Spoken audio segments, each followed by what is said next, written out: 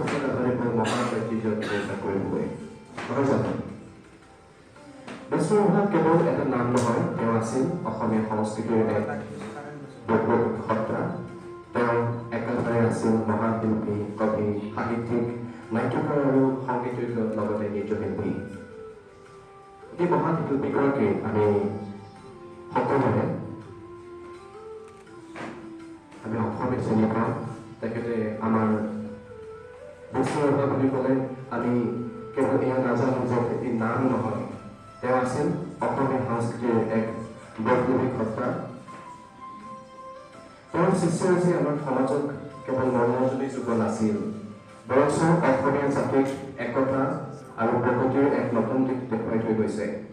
তেওঁৰ কালজয়ী গীত আৰু সংস্কৃতিৰ অবিহনে আজি অসম আধৰুৱা নহয় জানো? আজিৰ অসম সংস্কৃতি মহোৎসৱ লগত সংগতি ৰাখি বিষ্ণুপ্ৰসাদ ৰাভাৰ ৰাভা দিৱস হিচাপে আমি যি উদযাপন কৰোঁ, এই দিনটোতেই আমি বিশ্বস্তৰে তেখেতলোকে সেই মহান শিল্পীগৰাকীৰ মহান আদৰ্শ আৰু সংস্কৃতিৰ ধাৰক নতুন প্ৰজন্মৰ বাবে আগবঢ়াই দিবলৈ তেখেতলোকে এই পদক্ষেপ ৰূপায়ণ কৰিছে। আৰু এয়া তেখেতলোকে নাম ৰাখিছে অসম সাংস্কৃতিক মহোৎসৱ 2026। মই পুনৰবাৰ সকলো জনতাবিলাকক আন্তৰিক ধন্যবাদ জ্ঞাপন কৰিছোঁ। আপোনালোকে আমাৰ মাজত মৃত্যু শইকীয়া ডাঙৰীয়াৰ লগতে ৰাজমাইকা আৰু লগতে আমি যোদ্ধাসকলক তেখেতলোকৰ সৈতে আমি আমাৰ অনুষ্ঠানৰ আৰম্ভণিৰ মন্ত্ৰী প্ৰজন্মৰ কাৰ্যসূচী লগতে এই মহান শিল্পীগৰাকীৰ লৈ একেলগে আমি শ্ৰদ্ধাঞ্জলি নিবেদন কৰিবলৈ আগবাঢ়িছোঁ।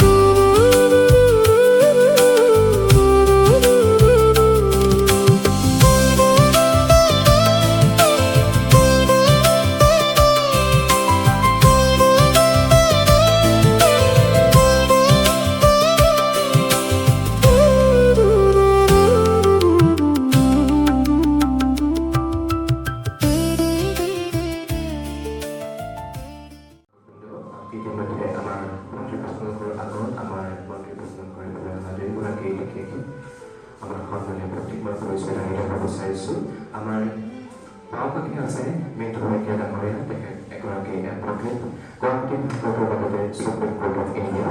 আৰু আমাৰ বাওঁকাষে আছে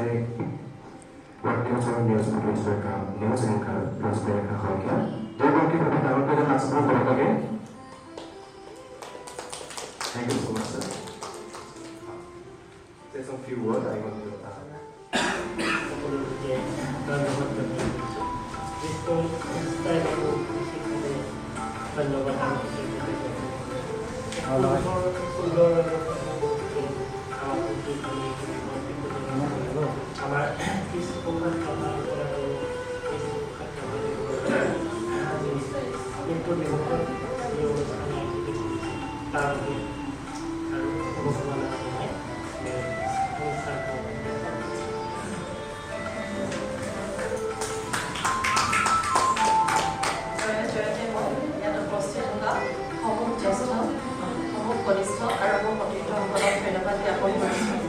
ইমান এটা পবিত্ৰ অনুষ্ঠানত মোক আপোনালোকে আমন্ত্ৰণ কৰি আনি মন্ত্ৰী পৰ্যটকৰ দৰে এটা গধুৰ দায়িত্ব প্ৰদান কৰাৰ বাবে চিৰকৃতজ্ঞ। আজি আমাৰ প্ৰতিগৰাকী অসমীয়াৰ বাবে এটা বিশেষ দিন। আমাৰ জাতিৰ মান, আমাৰ জাতিৰ স্বাভিমান, আমাৰ সংস্কৃতিৰ প্ৰাণ প্ৰতিষ্ঠাতা আজি কলাগুৰু বিষ্ণুপ্ৰসাদ ৰাভাক আমি স্মৰণ জনাইছোঁ। তেখেতৰ শ্ৰীচৰণত শতকোটি প্ৰণিপাত জনাইছোঁ। তেখেতে আমাৰ সমাজ আৰু সংস্কৃতিৰ বাবে যি আত্মবলিদান প্ৰদান কৰিলে, তেখেতৰ সেই আত্মবলিদান, তেখেতৰ সেই কষ্টৰ ফলত আজি আমাৰ সমাজখন এই পৰ্যায়ত উপনীত হৈছোঁ। গতিকে ধন্যবাদ জনাইছোঁ। আৰু বিশেষকৈ মই বিষ্ণু আৰু বীৰুক ধন্যবাদ দিব বিচাৰিম। তেওঁলোক দুয়োগৰাকীয়ে আজি আমাৰ সমাজ আৰু সংস্কৃতিৰ ক্ষেত্ৰত যথেষ্টখিনি তেওঁলোকে কৰিবলৈ চেষ্টা কৰিছে। পাৰক নোৱাৰক তেওঁলোকে কিন্তু কৰিবলৈ চেষ্টা কৰে। সেই বস্তুটোৱে মোৰ বা তেওঁলোকৰ যি অনুপ্ৰেৰণা, সেই আশাটোৱে মোৰ অন্তৰ চুই যায়। আৰু কণ কণ শিশুসকলৰ ক্ষেত্ৰত তেওঁলোকে যি অৱদান আগবঢ়াইছে, এখন মঞ্চ দিয়াৰ ক্ষেত্ৰত এটি শিশুক সংস্কৃতিৰ প্ৰতি কেনেদৰে আগুৱাই নিব পাৰি, সেই ক্ষেত্ৰত বিষ্ণু আৰু বীৰুৱে যথেষ্ট কষ্ট কৰে। গতিকে তেওঁলোক দুয়োগৰাকীক ধন্যবাদ জ্ঞাপন কৰিছোঁ। আৰু ঠিক তেনেদৰে মোৰ সন্মুখত বহি আছে জ্যেষ্ঠ দুগৰাকী বিষ্ণুৰ পিতৃ মাতৃ। তেওঁলোক দুয়োগৰাকীয়েও যথেষ্টখিনি তেওঁক সহায় সহযোগিতা আগবঢ়ায়। আজি এখন মঞ্চ গুৱাহাটী প্ৰেছ ক্লাবৰ এই পবিত্ৰ মজিয়াত তেওঁলোকে অসম সংস্কৃতি মহোৎসৱৰ এক বিশেষ অনুষ্ঠানৰ আয়োজন কৰিছে। ঠিক তেনেদৰে তেওঁলোকে ইতিমধ্যে অনুষ্ঠান কৰি গৈছে। গতিকে দুয়োগৰাকীলৈ মোৰ অপূৰন্ত শুভেচ্ছা। আৰু মোৰ শ্ৰদ্ধাৰ অধিবক্তা ডাঙৰীয়া আছে, তেওঁ যথেষ্ট তাৎপৰ্যপূৰ্ণ মন্তব্য কৰিছে। আশা কৰোঁ আমাৰ এই অনুষ্ঠানটি সুকলমে সাফল্যমণ্ডিত হওক। আৰু সকলোকে পুনৰবাৰ ধন্যবাদ জনাইছোঁ ইমান এটা সুন্দৰ অনুষ্ঠানৰ বাবে, মন্ত্ৰী পৰ্যটকৰ দৰে এক গধুৰ দায়িত্ব মোক প্ৰদান কৰাৰ বাবে। আশা কৰিম আমাৰ সংস্কৃতি, ইতিমধ্যে আমাৰ অসমৰ যি কলা সংস্কৃতি আছে, সেই কলা সংস্কৃতি বিশ্ব দৰবাৰত প্ৰতিষ্ঠিত হৈছে। সেয়া আমাৰ প্ৰতিগৰাকী অসমীয়াৰ বাবে গৌৰৱৰ মুহূৰ্ত। কিন্তু এই চেগতে কিছুমান কথা ক'লে বেয়াও লাগে, কাৰণ আজি যেতিয়া মই পুৱাৰ বাতৰি পঢ়ি আছোঁ, যিহেতু মই বাতৰি এগৰাকী পৰিৱেশিকা, বিষ্ণুৰাভা দেৱৰ যিসমূহ স্মৃতি, পবিত্ৰ যিসমূহ স্মৃতি আমি যিসমূহ সংৰক্ষণ কৰি থ'ব লাগিছিল, সেইসমূহ বা তেখেতে থকা সেই বাসগৃহটো ঠিক তেনেদৰে সংৰক্ষণ কৰি থোৱা নাই। মোৰ বেয়া লাগিছে দৃশ্যবোৰ চাই। মই অসম চৰকাৰকে হওক বা তেওঁৰ পৰিয়ালবৰ্গৰ যিসকল আছে, ইতিমধ্যে তেখেতৰ পুত্ৰই ৰাজনৈতিক ক্ষেত্ৰত যিদৰে অৰিহণা আগবঢ়াইছে, যথেষ্ট প্ৰকল্পনীয়। তেওঁৰ নিজৰ সমষ্টিটোৰ বাবে যথেষ্টখিনি কৰিছে, তেজপুৰৰ বাবে পৃথ্বীৰাজ ৰাভা ডাঙৰীয়াই।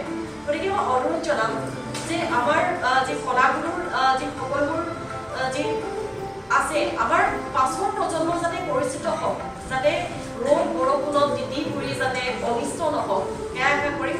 সকলোবোৰ সমৃদ্ধ কৰি ৰাখিবলৈ যাতে আমি অনাগত সময়ছোৱাত আমাৰ পাছৰ প্ৰজন্মক আমি যাতে পৰিচয় কৰাই দিব পাৰোঁ কোন আছিল কলাগুৰু। গতিকে ধন্যবাদ জনাইছোঁ। আশা কৰিম অনাগত সময়ছোৱাত আপোনালোকৰ এই অনুষ্ঠান আৰু আগুৱাই যাওক আৰু পৰৱৰ্তী কাৰ্যসূচী সাফল্যমণ্ডিত হওক।